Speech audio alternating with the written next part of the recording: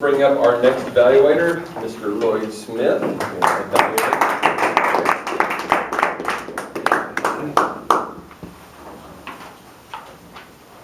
I really love this kind of speech. It's a genuine challenge to try to explain a technical topic to a non-expert audience. And I thought you pulled it off nearly perfectly. I don't know if any of you noticed how much densely packed technical stuff there was in that speech, but it didn't sound that way. It was woven into a narrative that was, well, it was at least humorous and almost comical in many ways. I'm assuming that's what you intended. It worked great. That juxtaposition between the basic, solid technical stuff and kind of a weird way of looking at it always makes for an entertaining speech. And after all, the manual is called The Entertaining Speaker, so that's kind of important.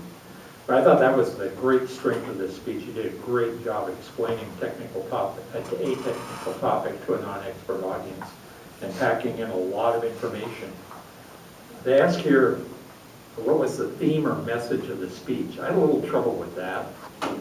I'm not sure it needed a theme or a message. It was an informative speech designed to be understood by people who didn't have the background to understand it, really. I don't think anybody else in here has got a chemistry degree. Nope.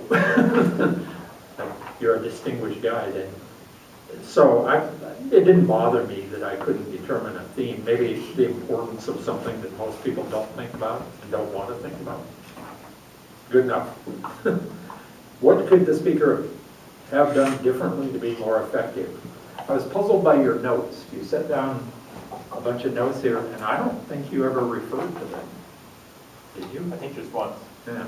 I'm not sure you needed them. After all, you're the one with the technical expertise. And even if you got a little bit confused, how would we know? I'm serious about that. How would we know? They might as well just keep talking and everybody will look thoughtful and nod the way people did in college all the time.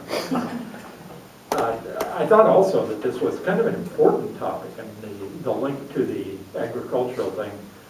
I suspect not one person in 100,000 has any notion that in about 15 years or so, we might be facing a phosphorus crisis that could dwarf the oil crisis in terms of importance.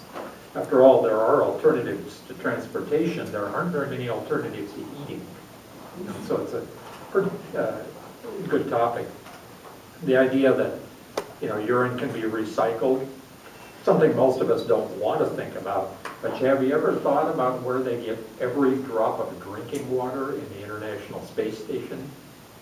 Now you know. Probably has reduced the number of people who want to go there.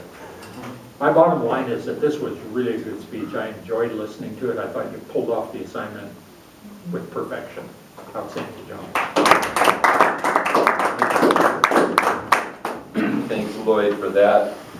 And now we will go to some of our